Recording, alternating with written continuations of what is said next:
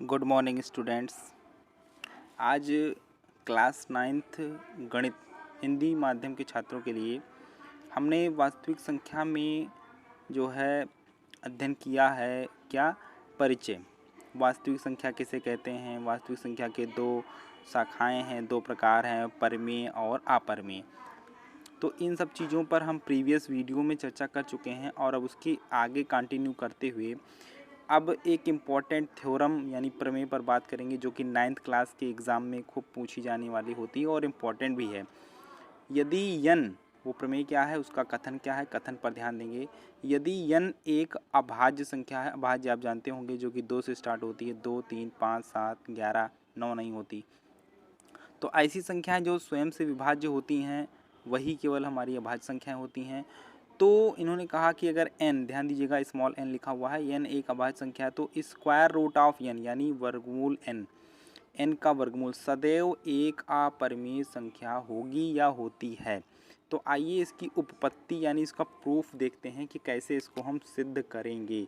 Exam में ये आपसे पूछा जाता है सिद्ध करने के लिए। तो एग्ज़ाम में लिख कर के आगे सिद्ध करो लिख दिया जाएगा कि सिद्ध करो यदि n एक अभाज्य संख्या है तो स्क्वायर रूट ऑफ n यानी n का वर्गमूल सदैव एक अपरिमेय संख्या होगी।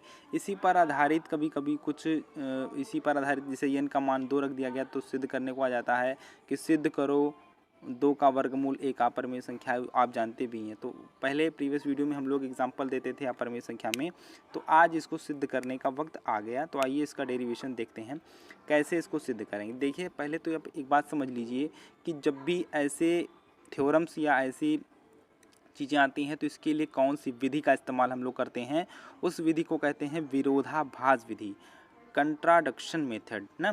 कौन सी विधि? विरोधाभास विधि। यानी हम जो चीज़ हमें सिद्ध करने के लिए कही जाती है हम उसके विपरीत अपना जो है कल्पना मानते हैं। यानी कि जानते हैं जैसा कि आप संख्या केवल 2 प्रकार की होती है, परिमेय और अपरिमेय।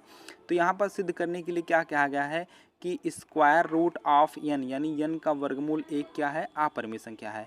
तो हम इसके विपरीत कल्पना करेंगे, इसकी विपरीत मान लेंगे कि माना जो n का वर्गमूल है वो एक परिमेय संख्या है और बाद में हमारे कल्पना के विपरीत कुछ ऐसे तथ्य नज़र आएंगे जो कि स्टेटमेंट के विपरीत होंगे। तो इससे क्या होगा कि हम अब भाई यहाँ पर दो ही चीज़ें हैं, या तो कोई संख्या परिमेय होती है और या तो कोई संख्या अपरिमेय होती है।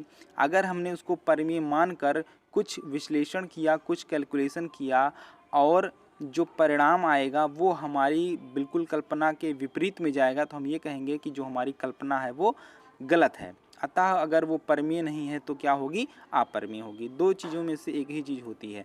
तो अब इसको समझना तुम लोग कि कैसे कल्पना के विपरीत जाएंगी। देखिए हम लोग यहाँ क्या लिखते हैं सबसे पहले कि माना स्क्वायर रूट ऑफ n एक क्या है? परिमेय संख्या है। हमने इसको क्या मान लिया? माना एक परिमेय संख्या है। ध्यान देते रहिएगा। तो अगर ये परिमेय है तो आपको परिमेय संख्या के बारे में पढ़ाया गया है। परिमेय संख्या का रूप कैसा होता है? अंश बटे हर का रूप होता है, जहाँ पर अंश और हर दोनों पूर्णांक होते हैं। अब परिमेय का जिक्र हुआ है तो परिमेय तो क्लियर होना चाहिए कि परिमेय संख्या क्या होती है, वो आपको प्रीवियस वीडियो में अच्छे से समझाया गया है। तब अगर हमने इसको मान लिया कि ये परिमेय संख्या है तो ठीक है, परिमेय संख्या अगर है तो इसका रूप जो होगा, इसका जो मान होगा वो ज़रूर a/b के रूप में होगा, ये हम मान रहे हैं। तो अगर ये a/b के रूप में होगा जहाँ जहाँ जहाँ इन दोनों का परिचय देना है, क्या है? a तथा b क्या है बताइए? जहाँ a तथा b सह अभाज्य पूर्णांक तो दोनों ही होते हैं, लेकिन दोनों ही क्या हैं? सह अभाज्य पूर्णांक हैं। ध्यान देना भाई, यहाँ पर जो संख्या है जिसको हमें सिद्ध करना है क्या? अपरिमेय, जिसे हमें साबित करना है अपरिमेय, तो हम इसको किस विधि से लगा रहे हैं, विरोधाभास विधि से, यानी जो सिद्ध करना होता है उसकी विपरीत हम मानते हैं। अपने आप को ईमानदार साबित करना हो तो डायरेक्ट हम अपने आप को ईमानदार नहीं मान सकते, हम पहले कह लेते हैं कि माना हम चोर हैं, लेकिन जब हमारे रिकॉर्ड को देखा जाएगा तो रिकॉर्ड के तथ्यों पर ये साबित होगा कि ये किसी चोर के रिकॉर्ड नहीं हो सकते, तो साबित हो जाएगा कि चोर नहीं है, तो क्या हो जाएगा, ईमानदार हो जाएगा। ठीक वैसे ही बिल्कुल यहाँ पर है कि स्क्वायर रूट ऑफ n जो है वो एक परमेय संख्या हमने मान ली है, और अगर ये परमेय है तो परमेय का मान यानी उसकी जो वैल्यू होती है वो a बटा b अंश बटा हर के रूप में होती है, जहाँ a और b क्या होंगे, सह अभाज्य पूर्णांक होंगे। और आप ये भी जानते हैं कि जो हर होता है वो नॉट इक्वल टू 0 होता है परमेय में ना, ये चीज़। इसमें सबसे बड़ी बात क्या है, सबसे बड़ी बात ये है सह अभाज्य वाली, ध्यान दीजिएगा। सहभाज्य किसको कहते हैं, सहभाज्य उनको कहते हैं जिनमें कोई भी नंबर कॉमन ना हो। ये सब जिक्र पहले भी हो सकता है, फिर भी उदाहरण के तौर पर यहाँ मैं लिख देता हूँ, जैसे 4 और 9। ध्यान दो, 4 और 9 में कोई भी गुणनखंड कॉमन नहीं है। 4 का मतलब 2 गुणे 2 और 9 का मतलब 3 गुणे 3। तो यहाँ पर कोई भी जब दो संख्याओं में कोई भी फैक्टर कॉमन ना हो तो उसे हम क्या कहते हैं, सहभाज्य कहते हैं। लेकिन ध्यान रहे कि यहाँ पर आप क्या कह रहे हो कि a और b दोनों क्या हैं, सह अभाज्य हैं। लेकिन अब हम लोग कार्य करना स्टार्ट करते हैं और आप देखेंगे यही सह अभाज्य जो होगा हमारी विपरीत के अपोजिट में हमें मिलेगा। मतलब ये इन दोनों में एक फैक्टर यानी एक गुणनखंड हमें क्या मिल जाएगा, कॉमन। तो कैसे मिलेगा वो तो अब आप आगे देखोगे, लेकिन मैं पहले से प्लान आपको बता दे रहा हूँ कि होने वाला क्या है। अभी हम लोग इसको आगे सिंप्लीफाई करेंगे, सरलीकरण करेंगे, तो ये देखेंगे कि a और b में एक गुणनखंड क्या मिल जाएगा, कॉमन। वीडियो को पूरा देखिएगा, बड़ी थ्योरम है लेकिन आपको बहुत आसान लगेगी। तो a और b जो हैं वो सहभाज्य अभी हमारे जो है कल्पना के हिसाब से हैं, लेकिन अभी आगे जा कर के ये कल्पना गलत साबित हो जाएगी। तब साबित हो जाएगा कि ये संख्या परमेय नहीं हो सकती, तो क्या हो जाएगी, अपरमेय हो जाएगी। ठीक है ना। तो ये देखिए अब यहीं से हम लोग जो है अपनी कैलकुलेशन को स्टार्ट करते हैं। तो ये देखिए स्क्वायर रूट ऑफ n बराबर क्या हमने मान रखा है, a बटा b। आप क्या करिए, दोनों पक्षों का वर्ग कर दीजिए। दोनों पक्षों का वर्ग करने पर, दोनों पक्षों का वर्ग करने पर, तो दोनों पक्षों का अगर वर्ग कर दोगे तो ये देखो स्क्वायर रूट ऑफ n का वर्ग कर दूंगा और बराबर क्या हो गया, a स्क्वायर बटा b स्क्वायर। ठीक है ना, कि भी वर्गमूल का चिन्ह लगा है और वर्ग भी लगा है, तो वर्गमूल का चिन्ह और वर्ग एक दूसरे के अपोजिट होते हैं, ये कट जाएगा। यानी यहाँ पर क्या आ जाएगा, n बराबर कितना आ गया, a स्क्वायर बटा b स्क्वायर आ गया। अब आप बटे b स्क्वायर को अगर इधर लेकर चले आओगे तो वो गुणे में हो जाएगा, क्योंकि उधर बटे में है। तो क्या बन गया, n इंटू बी स्क्वायर बराबर a स्क्वायर। अब हम इसको थोड़ा सा और दूसरी तरीके से लिख सकते हैं कि a स्क्वायर बराबर क्या आ गया, n इंटू बी स्क्वायर। देखिए ये थ्योरम पूरी तरह से लॉजिक पर है, तार्किक है, इसलिए तर्क को समझना होगा। अभी तक हमने कुछ नहीं किया, दोनों पक्षों का वर्ग किया और a स्क्वायर का मान हमें प्राप्त हुआ। एक चीज़ यहाँ थोड़ी सी समझनी होगी आपको कि a स्क्वायर का जो मान है वो गुणनफल के रूप में है, n गुणे बी स्क्वायर। यानी a स्क्वायर का ये क्या है, पहला गुणनखंड, और ये क्या है, दूसरा गुणनखंड। अब तर्क वाली बातें आ रही हैं। गुणनखंड किसको कहते हैं, गुणनखंड वह संख्या होती है जो अपने संख्या को पूरी तरह से विभाजित करती है। n कौन है, ध्यान रहे एक अभाज्य संख्या है, इसको नहीं भूलना है। तो इस तरीके से यहाँ पर इस लाइन से क्या क्लियर होता है कि n क्या है, n हमारे a स्क्वायर का गुणनखंड है। क्या है, गुणनखंड है। अब आप सोच रहे होंगे गुणनखंड तो बी स्क्वायर भी है। हाँ ठीक है भैया, लेकिन हमारा पूरा ध्यान n पर होगा, क्योंकि वो संख्या कौन है, n का वर्गमूल, तो पूरा ध्यान n पर रहेगा। बी स्क्वायर भी गुणनखंड है, मैं ये नहीं कहता, लेकिन हमारा n पर ध्यान होगा। यही n जो है वो क्या बनने वाला है, वो a का भी गुणनखंड बन जाएगा और b का भी गुणनखंड बन जाएगा। तो जब आप ये कह दोगे कि n a और b दोनों का गुणनखंड है, तो आपकी जो कल्पना सह अभाज्य वाली है वो गलत साबित हो जाएगी। तो अगर ये कल्पना ही गलत है, मीन्स हमारी कल्पना मूल क्या है कि परमेय है। तो ये अगर परमेय है तो सहभाज्य बनेगा, और जब सहभाज्य नहीं बनेगा तो इसका मतलब कि ये परमेय भी नहीं बनेगा। यही इसका प्लान है, यही इसकी योजना है। तो n अगर a स्क्वायर का गुणनखंड है और n कौन है, अभाज्य संख्या है, n अगर a स्क्वायर का गुणनखंड है मीन्स n क्या करेगा, n a स्क्वायर को पूर्णतः विभाजित करता है। क्या करता है, पूर्णतः विभाजित करता है, पूर्णतः विभाजित करता है। राइटिंग पर मत जाइएगा, बोलते जा रहे हैं, समझते जाइएगा, लिखते जाइएगा। n क्या कर रहा है, a स्क्वायर को पूर्णतः विभाजित करता है। क्यों, क्योंकि n a स्क्वायर का गुणनखंड है। क्या है, गुणनखंड है। ठीक है ना, इस बात को थोड़ा सा क्लियरिफाई करते हैं। जैसे यहाँ पर देखिए 12 को हम क्या लिखेंगे, 2 गुणे 2 गुणे 3, यानी यहाँ पर 2 क्या है, पहला गुणनखंड, ये क्या है, दूसरा गुणनखंड, ये क्या है, तीसरा गुणनखंड। अगर हम यहाँ पर गुणनखंड की बात करें तो 12 का गुणनखंड, 12 के गुणनखंड की बात अगर करें तो 12 के गुणनखंड कौन कौन आएंगे, 2 भी आएगा, 2 दूना 4 भी हो जाएगा और 3 भी हो जाएगा, और भी गुणनखंड बन रहे हैं, 2 3 6 हो जाएंगे, ये सब मिला गया। तो जो गुणनखंड होते हैं उनकी खास बात क्या होती है, गुणनखंड अपनी संख्या को, ये 12 का गुणनखंड है तो 12 को पूरी तरह से विभाजित कर रहा है। 12 के गुणनखंड ये सब हैं, देखिए तो 2 से 12 को भाग करोगे तो क्या होगा, पूरी तरह विभाजित होगा। 4 से भाग करोगे तो क्या होगा, पूरी तरह विभाजित करेगा। तो ये समझना होगा कि गुणनखंड की विशेषताएं क्या होती हैं कि वो अपनी संख्या को पूर्णतः विभाजित करते हैं। 12 के गुणनखंड और भी हैं, लेकिन मैं केवल एग्जाम्पल के तौर पर समझाना चाह रहा हूँ कि 2 4 3 6 ये 4 गुणनखंड आपको दिखाई पड़ रहे हैं, और इनकी खासियत क्या है कि ये अपनी संख्या को पूरी तरह विभाजित कर, 2 से आप 12 को विभाजित करके देखिए पूर्णतः विभाजित होगा, 4 से विभाजित करके देखिए पूर्णतः विभाजित होगा। और एक चीज़ लॉजिक आपको यहाँ पर समझाना है कि आपने अगर कोई मान लीजिए क्या ले लिया, एक अभाज्य संख्या ले लिया, और अगर वो 5 जो है 25 को विभाजित करता है, ये आप जानते हैं, 5 25 को विभाजित करता है, ये आप जानते हो। ये जो हिंदी में लिखा गया है इतनी बड़ी बात, गणित में इसी को हम कैसे लिखते हैं, 5 और 5 के आगे खींच देते हैं एक लाइन और ये लिख देते हैं। ध्यान दीजिए ये जो लाइन है ना, इस लाइन का मतलब क्या है, इस लाइन का मतलब कि विभाजित करता है, विभाजित करता है। ये देखो, ये समझना होगा, ये एक सीधी लकीर है, आपकी पुस्तक में आपको लिखा हुआ मिल सकती है। और ये जो पढ़ते हो ये वाला ये थोड़ा अलग, ध्यान रहे। यहाँ क्या, यहाँ 25 से 5 को भाग करते हो, दोनों में ज़मीन आसमान का फ़र्क है भैया। यहाँ क्या है, यहाँ मैं आपको बता देता हूँ, यहाँ का मामला है कि आप 5 से विभाजित कर रहे हो 25 को, लेकिन ये जो मामला है ना, यहाँ पर आप 25 से भाग कर रहे हो 5 को, तो दोनों में अंतर है। इसका मतलब होता है डिविजिबल बाई 5 डिविजिबल बाई 25, यानी कि 5 को भाग कर रहे हो 25 से। लेकिन ये जब सीधी लकीर खींचते हो तो इसका मतलब होता है 5 से 25 को भाग कर रहे हैं, और 5, इस लकीर का मतलब क्या होता है, विभाजित करता है।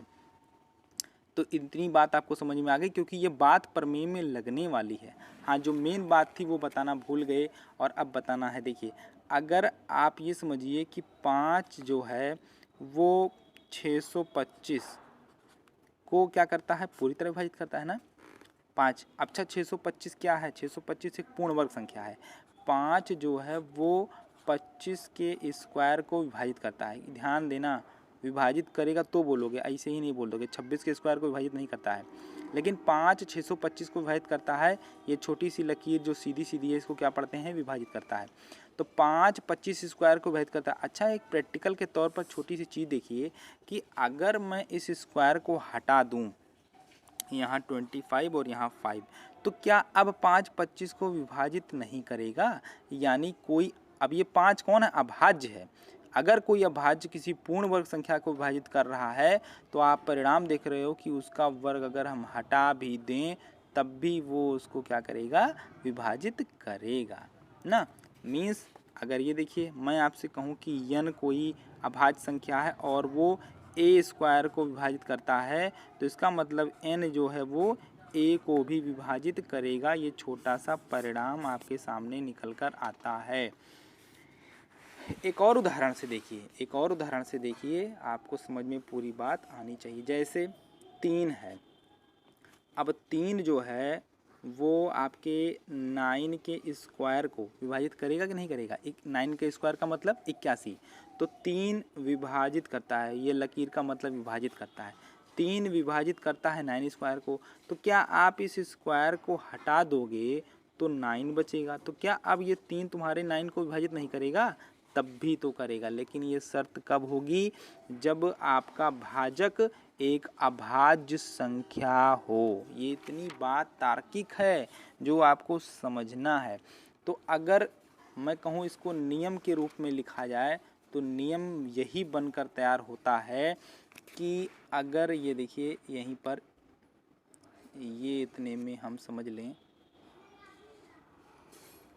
ये इतना स्पेस हमारे पास है, इतने में हम समझें कि ये देखो n, अगर n जो है वो कोई क्या है, अभाज्य संख्या, अगर n अभाज्य संख्या है और n जो है वो किसी पूर्ण वर्ग को विभाजित करता है, ये लकीर का मतलब विभाजित, n विभाजित करता है a स्क्वायर को, तो इसका परिणाम क्या होगा कि n जो है वो विभाजित करता है a को भी, यानी वर्ग को हटा देंगे तो भी विभाजित करेगा। ये छोटी सी बात अगर नहीं समझोगे तो इस प्रमेय को नहीं समझ पाओगे, ठीक है ना।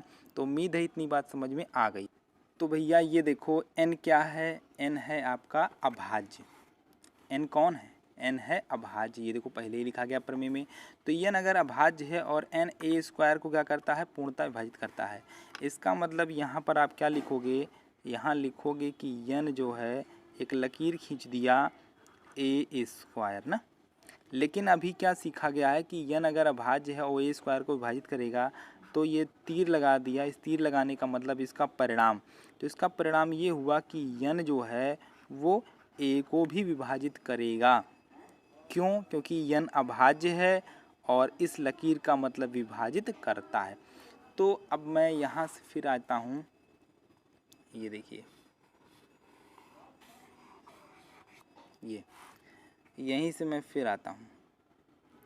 तो आपने क्या देखा कि यहाँ तक आपने क्या देखा है कि n क्या करता है, a को विभाजित करता है, इसलिए n क्या है, n गुणनखंड हो गया किसका, n गुणनखंड है किसका, a का। क्यों, क्योंकि n a को विभाजित करता है, जैसे 3 जो होता है 15 को विभाजित करता है। तो ये हमारे लिए पहली जानकारी हो गई। अब आप जानते हैं जैसे आपने साबित किया कि n a का गुणनखंड है, वैसे n b का भी गुणनखंड साबित कर ले जाएंगे।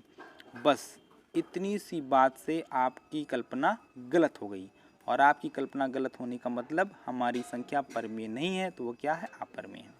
देखो भैया बड़ा तो है मगर टफ नहीं कह सकते, आपको समझना होगा। अब आइए हम फिर से शुरू करते हैं, कहाँ से, हम यहीं से फिर शुरू करेंगे। a स्क्वायर कहाँ, ये सॉरी समीकरण 1। अब देखो n जो है वो क्या है, a का गुणनखंड है। अब यहाँ से फिर तर्क शुरू होता है कि अगर n a का गुणनखंड है तो अगर हम आपसे कहें कि a का मान लिखो, तो a का मान लिखेंगे n तो आएगा क्योंकि भाई n गुणनखंड है, लेकिन और भी तो गुणनखंड उसके साथ में होंगे, और गुणनखंड उसके साथ में जब होंगे तो उसको मैं क्या लिख दे रहा हूँ, उसको मैं m लिख दे रहा हूँ, ठीक है ना। अब ये बात आपको थोड़ा कम समझ में आ रही होगी कि ये मान कैसे आ गया। देखिए यहाँ पर थोड़ा समझना ज़रूरी है कि यहाँ पर बताते हैं, जैसे आप कह रहे हो कि 12 बराबर, आप जानते हो कि 12 का गुणनखंड 2 है, ठीक है, लेकिन 12 का जब मान लिखोगे तो क्या खाली 2 ही आएगा, 12 का गुणनखंड 2 है, लेकिन 12 बराबर क्या 2 ही, गुणनखंड 2 है, 2 तो लिखा जाएगा, लेकिन 2 के साथ भी तो कुछ होगा, तो वो 2 के साथ में कौन होगा, 6 होगा। यही जो साथ वाला है, मैंने इसी को यहाँ पर क्या लिखा है, देखो यम। हमें पता था कि n गुणनखंड है a का, यानी a का मान जब लिखेंगे तो n तो आएगा, लेकिन उसके साथ में भी कोई होगा, खाली n ही नहीं होगा। जैसे हमने कहा यहाँ पर कि 12 का गुणनखंड 2 है तो 2 तो लिखबे करोगे, लेकिन 2 के साथ में भी तो कोई और होगा, और कोई और का मतलब दूसरा गुणनखंड। तो ये यहाँ पर समझने वाली बात है। तो ये चीज़ भी हमने क्या कर ली है, मान ली है। चलिए कि हमने दूसरा गुणनखंड m मान लिया। अब फिर से वही काम दोनों पक्षों का वर्ग कर दीजिए, तो यहाँ क्या हो जाएगा, a स्क्वायर बराबर n स्क्वायर गुणे यम स्क्वायर। क्या किया, दोनों पक्षों का वर्ग कर दिया, दोनों पक्षों का वर्ग करने पर, राइटिंग पर मत जाइएगा, ध्यान से लिखते जाइएगा। अब देखो वक्त आ गया है कि आपको ए स्क्वायर का मान लिखना है। ये देखो ए स्क्वायर का मान आप देख रहे हैं, ए स्क्वायर का मान क्या है, देखो ध्यान से, यन गुणे बी स्क्वायर। तो मैं यहाँ पर अब ए स्क्वायर का मान लिखने जा रहा हूँ, कहाँ से, ए स्क्वायर का मान मैं यहाँ से लिखने जा रहा हूँ, ये देखिए। तो ए स्क्वायर का मान क्या है, यन इंटू बी स्क्वायर बराबर, एन स्क्वायर को आप क्या लिख दो, यन इंटू यन लिख दो, और फिर यहाँ क्या लिख दो, यहाँ लिख दो आप यम स्क्वायर। एक एन से एक एन कट गया, तो क्या आया परिणाम, तो एन से एन को काट दिया, तो अब बताओ क्या बचा।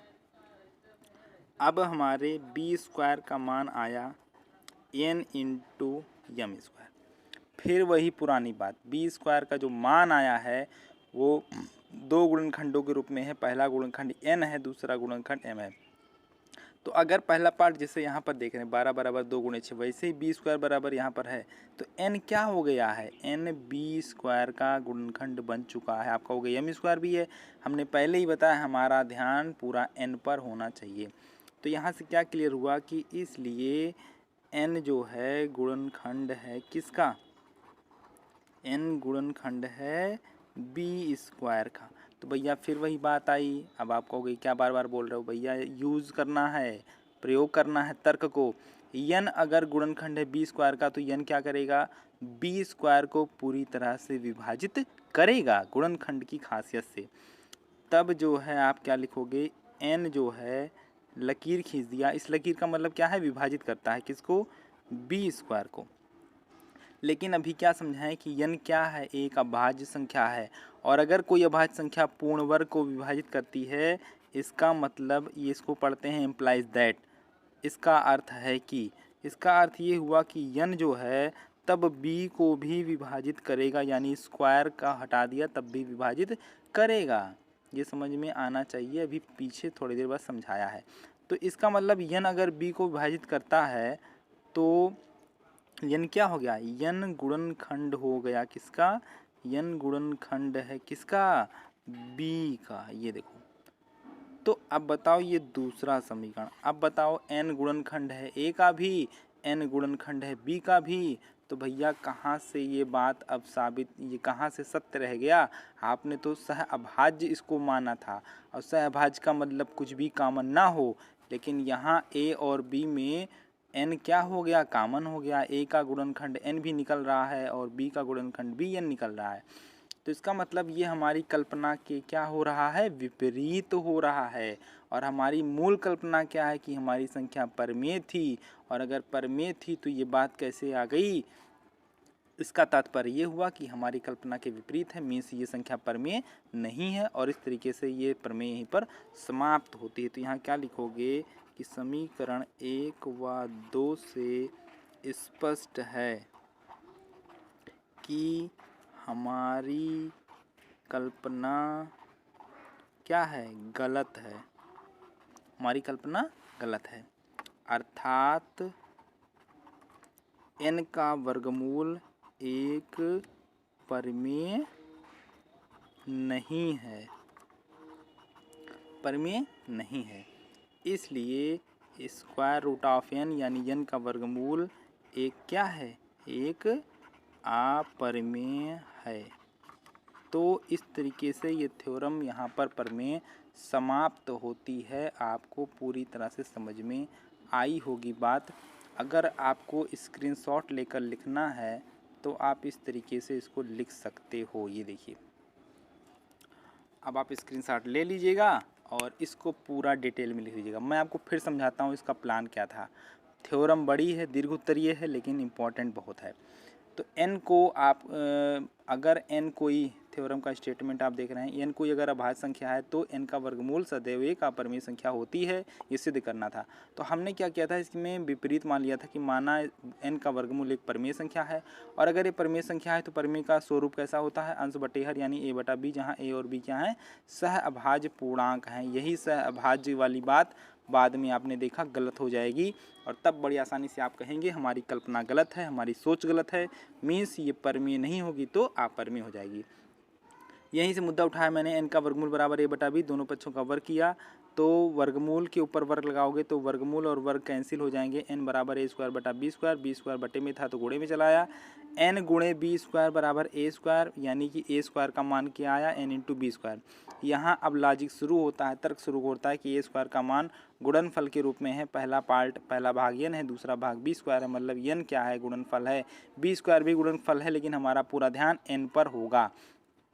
n a स्क्वायर का गुणनखंड हो गया तो n a स्क्वायर को क्या करेगा, पूर्णतः विभाजित करेगा। गुणनखंड का मतलब ही यही होता है, जैसे यहाँ पर देखिए 12 का गुणनखंड है तो 12 को पूरी तरह से विभाजित कर रहा है, वैसे ही n a स्क्वायर को पूरी तरह विभाजित करता है।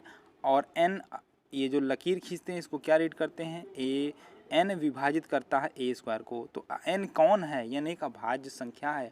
तो ये एक विशेषता होती है कि n अगर अभाज्य संख्या है और कोई अभाज्य संख्या किसी पूर्ण वर्ग को विभाजित कर रही है तो उसके वर्ग को हटा देने के बाद भी वो उसको विभाजित करेगा। यहाँ पर ये नहीं देखा जा रहा है कि उत्तर क्या आया है, यहाँ पर एक तर्क है कि कोई अभाज्य संख्या किसी पूर्ण वर्ग को अगर विभाजित करता है तो उसके वर्ग को हटा देने पर भी वो विभाजित करेगा। इस लकीर को क्या पढ़ोगे, विभाजित करता है। तो ये देखिए n अगर a को विभाजित करता है तो n a का क्या बन गया, गुणनखंड, पहली सफलता। n को हमने a का गुणनखंड बना दिया, ये देखिए इसी तरीके से b का गुणनखंड बना देंगे और ये तब हमारी सहभाज्य वाली कल्पना गलत हो जाएगी। तो ये देखिए जब a का गुणनखंड हो गया तो आप बताओ अगर 2 12 का गुणनखंड है तो 12 का मान लिखने पर केवल 2 ही लिखोगे, गुणे 6 भी रहता है। ऐसे ही अगर n गुणनखंड है a का तो जब हम a बराबर उसका मान लिखेंगे a का तो n तो आएगा ही आएगा, साथ में दूसरा गुणनखंड नहीं मालूम है उसको हमने क्या लिख दिया, m लिख दिया। पुनः दोनों पक्षों का देखो वर्ग कर दिया। अब वक्त आया a स्क्वायर के मान को रखने का, ये सब बातें आपको ध्यान रखनी होंगी। तो a स्क्वायर का मान यहाँ से लिखा गया, देखो a स्क्वायर बराबर n गुणे b स्क्वायर, ये रखा गया और यहाँ पर n कट गया, b बराबर b स्क्वायर बराबर क्या आया, n इंटू एम स्क्वायर। तो b स्क्वायर बराबर n इंटू एम स्क्वायर, फिर से तर्क यूज होगा कि n और m स्क्वायर के बीच गुणा का रिश्ता है, इसका मतलब n पहला गुणनखंड m स्क्वायर दूसरा गुणनखंड, हमारा ध्यान लेकिन n पर होगा। तो n गुणनखंड है किसका, b स्क्वायर का, इसलिए n क्या करेगा, b स्क्वायर को पूरी तरह से विभाजित करेगा। तो n विभाजित करता है b स्क्वायर को, और n चूँकि अभाज्य है और b स्क्वायर एक पूर्ण वर्ग है तो वर्ग अगर हटा दें तो भी विभाजित करेगा विशेषता के अनुसार। तो n विभाजित करता है b को, और अगर n ने b को विभाजित कर दिया, इसका तात्पर्य क्या है, जैसे 3 ने 15 को विभाजित किया तो 3 क्या बन गया, 15 का गुणनखंड, तो n गुणनखंड बन गया किसका, b का। बस कहानी यहीं से समाप्त होती है। समीकरण 1 और समीकरण 2 को ध्यान से देखिए, a का गुणनखंड n है और b का गुणनखंड भी n है, इसका मतलब a और b के बीच में n क्या हो गया, कॉमन हो गया। और अगर कोई चीज़ कॉमन हो गई, उभयनिष्ठ हो गई, तो वो सहभाज्य नहीं रह गई। इसका मतलब समीकरण 1 और 2 से स्पष्ट है कि हमारी कल्पना, हमारी सोच क्या है, गलत है। अर्थात स्क्वायर रूट ऑफ n एक परिमेय नहीं है तो क्या होगा, अपरिमेय। यहीं पर हमारी थ्योरम समाप्त होती है। तो उम्मीद है आपको ये थ्योरम, ये इम्पॉर्टेंट प्रमेय समझ में आई होगी, और इस पर डिपेंड हम आपको एक और उदाहरण पेश करेंगे। जैसे सिद्ध करने को आता है कि 2 का वर्गमूल एक अपरिमेय है, 3 का वर्गमूल एक अपरिमेय है, सिद्ध करो 5 का वर्गमूल एक अपरिमेय है। तब तक के लिए इतना ही, धन्यवाद। अगर समझ में नहीं आया होगा तो बहुत ज़्यादा परेशान होने की ज़रूरत नहीं है, नेक्स्ट वीडियो में और अच्छे से क्लियर हो जाएगा। तब तक के लिए इतना ही, धन्यवाद, थैंक यू सो मच।